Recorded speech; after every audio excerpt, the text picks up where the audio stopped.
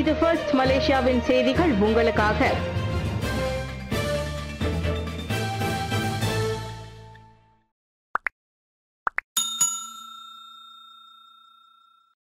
பத்துமலை ஸ்ரீ ஐயப்ப சுவாமி தேவஸ்தானத்தில் இருமுடி கட்டு திருவிழா. பத்துமலை ஸ்ரீ ஐயப்ப சுவாமி தேவஸ்தானத்தில் இன்று நடந்த இருமுடி கட்டு திருவிழா பக்தி நிறைந்த சூழலுடன் மிக விமர்சையாக கொண்டாடப்பட்டது. சபரிமலை மேல் சாந்தி மகேஷ் நம்பூதிரி மற்றும் ASS ராமானுஜம் குருநாதர் ஸ்ரீ சடகோப ராமானுஜம் தலைமையில் இருமுடி திருவிழா முதன்முறையாக இன்று இந்த ஆலயத்தில் நடைபெற்றது. கார்த்திகை முதல் நாளில் மாலை அணிந்த ஐயப்ப பக்தர்கள் தங்கள் நேர்த்திக்கடனான இருமுடிக்கட்டு வைபவத்தை இன்று நிறைவேற்றியதாக தாபா நாடாளுமன்ற உறுப்பினரும் மாய்காவின் தேசிய துணைத் தலைவருமான டாக்டர் ஸ்ரீ எம் சரவணன் தெரிவித்தார். சபரிமலைக்கு செல்ல முடியாத ஐயப்ப பக்தர்கள் மலேசிய சபரிமலை என்று போற்றப்படும் பத்துமலை ஸ்ரீ ஐயப்ப சுவாமி ஆலயத்திற்கு பாத யாத்திரையாக வந்து தங்கள் நேர்த்தி கடன்களை செலுத்தியதாக ஆலய தலைவர் யுவராஜா கூறினார். நாடு தழுவிய நிலையில் ஐயப்ப பக்தர்கள் இன்றைய விழாவில் கலந்து கொண்டதாக அவர் தெரிவித்தார்.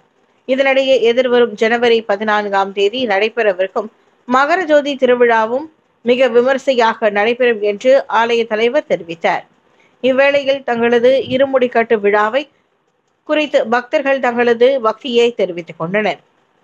ஏறக்குறைய 5000க்கும் மேற்பட்ட பக்தர்கள் இன்று இருமுடிக்கட்டு விழாவில் பங்கேற்றனர். பத்துமலையில் புத்தாண்டு தினத்தில் முருகனின் திருவடிக்கு பன்னீர் அபிஷேக விழா. புத்தாண்டை முன்னிட்டு பத்துமலை திருத்தலத்தில் அமைந்துள்ள 140 அடி உயர முருகன் சிலையின் திருவடிக்கு பன்னீர் அபிஷேகம் விழா வெகு விமர்சையாக இன்று நடைபெற்றது. ஸ்ரீ மகாமாரியம்மன் தேவஸ்தானத்தின் தலைவர் தான் ஸ்ரீ நடராஜா டாக்டர் R தலைமையில் அக்காலை 9 மணிக்கு துவங்கிய சிறப்பு பூஜைகளுக்கு பின் பக்தர்களின் முருகனின் திருவடிகளில் பன்னீர் அபிஷேகம் செய்து தங்கள் பக்தியை வெளிப்படுத்தினர். இந்த விழாவில் தபா நாடாளுமன்ற உறுப்பினர் மாய்கா தேசிய துணைத் தலைவருமான டாக்டர் ஸ்ரீ எம் சரவணன், தேசிய பொருளாளரும் தேவஸ்தானத்தின் அறங்காவலருமான டாக்டர் சிவகுமார் ஆகியோர் கலந்து கொண்டு சிறப்பித்தனர். வருடாந்திர விழாவாக 9வது ஆண்டாக வெகு விமரிசையாக நடைபெற்ற இவ்விழாவில் பக்தர்கள் நீண்ட வரிசையில் பொறுமையாக நின்று வருடத்தின் முதல் நாளில் சரவண பவனின் அருளை பெற்றனர். இவ்வேளையில் 2026ஆம் ஆண்டில் முருகன் சிலையின் 20ஆம் ஆண்டு நிறைவை ஒட்டி மிக பிரம்மாண்டமான பன்னீர் அபிஷேக விழா ஒன்றை நடத்த திட்டமிட்டுள்ளதாக தான் ஸ்ரீ R நடராஜா இன்று தெரிவித்தார். பத்துமலை திருத்தலத்தின் மின் படிக்கட்டு பூமி பூஜை ஜனவரி 25ஆம் தேதி அன்று நடைபெறும். தான் ஸ்ரீ R நடராஜா. பத்துமலை திருத்தலத்தில் மாற்றுத்திறனாளிகள் மற்றும் முதியோர்களின் வசதிக்காக மின் படிக்கட்டுகள் அமைக்கும் திட்டத்திற்கான பூமி பூஜை எதிர்வரும் ஜனவரி 25ஆம் தேதி நடைபெறும் என்று ஸ்ரீ மகாமாரியம்மன் தேவஸ்தானத்தின் தலைவரும் அறங்காவலருமான தான் ஸ்ரீ நடராஜா என்று அறிவித்தார்.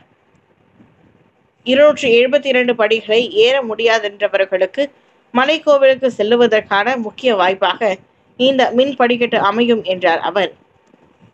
இந்த கட்டுமானம் 2026இல் தைப்பூசத்திற்குள் முழுமையாக கட்டப்பட்டு பயன்பாட்டுக்கு வரும் என எதிர்பார்க்கப்படுவதாக அவர் தெரிவித்தார். கடந்த ஆண்டு நவம்பர் 28ஆம் தேதி ஸ்லாங்கூர் மந்திரி விசர் டாக்டர் ஸ்ரீ அமீருddin ஷாரி கோவிலுக்கு வருகை அளித்த போது பின் இந்த திட்டத்திற்கான மாநில அரசின் அனுமதி திட்டத்தின் கடிதம் இம்மாதம் 18 அல்லது 19ஆம் தேதிகளில் கிடைக்கும் என அவர் வாக்குறுதி கூறியதை தான் ஸ்ரீ நடராஜா நினைவுபடுத்தினார். பேராக்கில் 2.36 மில்லியன் ரிங்கிட்டுக்கு ஏலம் போன ANU வாகன எண் பட்டை. பேராக்கில் ANU அணு என்ற உச்சரிப்பை கொண்ட வாகன பதிவு எண் பட்டை 2.36 மில்லியன் ரிங்கிட்டுக்கு மேல் ஏலத்தில் விற்பனையாகியுள்ளது. நவம்பர் 19 முதல் 23 வரை நடைபெற்ற ஏலத்தில் ஆக அதிகமாக ANU 1 என்ற எண் 2,69,000 ரிங்கிட்டிற்கு விலை போனது. 1768 பேரில் ஏலத்தில் பங்கேற்கும் அளவு அந்த ANU பட்டை எண் வரிசைக்கு வரவேற்பு இருந்ததாக பேராக் JPC இயக்குனர் முகமது யூசுப் அப்ரஹாம் தெரிவித்தார். என்றாலும் பேராக்கில் 6 மில்லியன் ரிங்கிட்டுக்கும் மேல் குவித்து AMG எண் பட்டை வைத்துள்ள சாதனையை ANU-வால் நெருங்க முடியவில்லை என்றார் அவர். ANU என்பது மலாய் பேச்சு மொழிகள் மற்றவரை குறிக்கும் சொல்லாகும். அதே சமயம் மர்ம உரிப்பை குறிக்கும் வகையிலும் பலரால் அது பரவலாக பயன்படுத்தப்படுகிறது. இதற்கு முன் பேராக்கில் அக்கு என்ற வாகன பதிவு எண் பட்டை படு பிரபலமாக இருந்தது குறிப்பிடத்தக்கது. நியூகாசில் நோய் குருவிக்கூடுகளின் ஏற்றுமதியை நிறுத்தி வைக்க மலேசியாவிடம் சீனா கோரிக்கை. குருவிக்கூடுகளின் ஏற்றுமதியை தற்காலிகமாக நிறுத்தி வைக்குமாறு மலேசியாவிடம் சீனா கோரிக்கை விடுத்துள்ளது. டிவிஎஸ் எனப்படும் மலேசிய கால்நடை சேவைத்துறை வாயிலாக டிசம்பர் 20ஆம் தேதி அந்த கோரிக்கை சமர்ப்பிக்கப்பட்டது. கடந்த ஆண்டு மார்ச் முதல் ஜூன் வரையிலான காலகட்டத்தில் மலேசிய பண்ணைகளில் கோழிகள் மற்றும் வாத்துக்களிடையே நீர்க்காசல் நோய் கண்டறியப்பட்டதே அதற்கு காரணம் என தெரிவிக்கப்பட்டது. என்டி என சுருக்கமாக அழைக்கப்படும் இந்த நியூகாசில் நோய் கிருமி காற்று, நீர் மற்றும் உணவுகளின் வாயிலாக பரவக்கூடியதாகும். எனினும் நாங்கள் கண்காணித்தவரை குருவிக்கூடுகள் சார்ந்த பொருட்களை தயாரிக்கப்படும் இடங்களில் அந்நோய் பரவல் எதுவும் இல்லை என டிவிஎஸ் தெளிவுபடுத்தினர். இது தற்காலிக தடை தீர்வு குறித்து குருவிக்கூடு உற்பத்தியாளர்கள் மற்றும் ஏற்றுமதியாளர்களுடன் பேசி வருவதாகவும் டிவிஎஸ் கூறியது. அனைத்து ஏற்றுமதி தேவைகளுக்கும் இணங்குவதை உறுதி செய்வதிலும் உள்ளூர் ஏற்றுமதியாளர்கள் மற்றும் உற்பத்தியாளர்களின் நலன்களை பாதுகாப்பதிலும் உறுதியாக இருப்பதாக டிவிஎஸ் அறிக்கை ஒன்றில் கூறியுள்ளது. இன்று முதல் 100% ரொக்கமில்லா கட்டண முறைக்கு மாறும் கேடிஎம்பி. கேடிஎம்பி நிறுவனம் இன்று முதல் 100 விழுக்காடு ரொக்கமில்லா கட்டண முறைக்கு மாறுகிறது. இடிஎஸ் ரயில் சேவை, நகரங்களுக்கு இடையிலான கேடிஎம் ரயில் சேவை மற்றும் இடிஎம் கம்ப்யூட்டர் சேவைகளை அது உட்படுத்தியிருக்கும். அவ்வகையில் பல அட்டை கட்டண முறை ஏற்றுக்கொள்ளுமாறு அரசாங்கம் விடுத்துள்ள அழைப்புகளுக்கு ஏற்ப மை டெபிட் கார்டுகளோடு கிரெடிட் கார்டுகளையும் ஏற்றுக்கொள்ளும் அட்டை முனையங்கள் கேடிஎம்பி நிர்வகிப்பில் அளிக்கப்பட்டுள்ளன. கைபேசி கட்டண முறைகளான Apple Pay, Google Pay, Samsung Pay ஆகியவையும் அதில் அடங்கும்.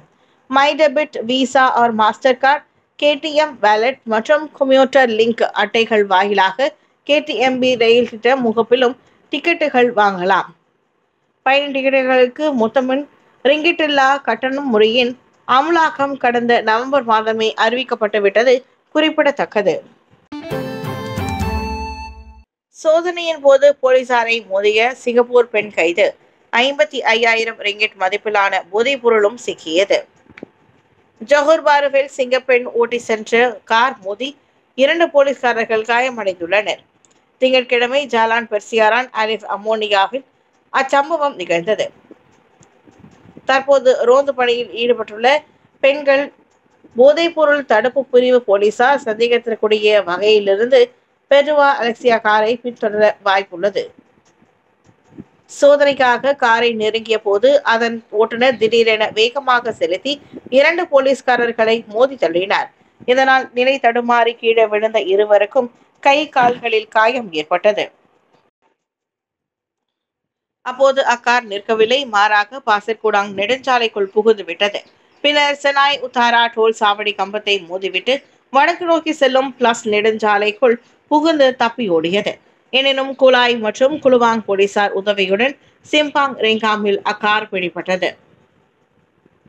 சந்தேக நபரான 38 வயது சிங்கப்பூர் பெண்ணும் காரில் இருந்த 49 வயது உள்ளூர் ஆடவரும் விசாரணைக்காக கைதாகினர்.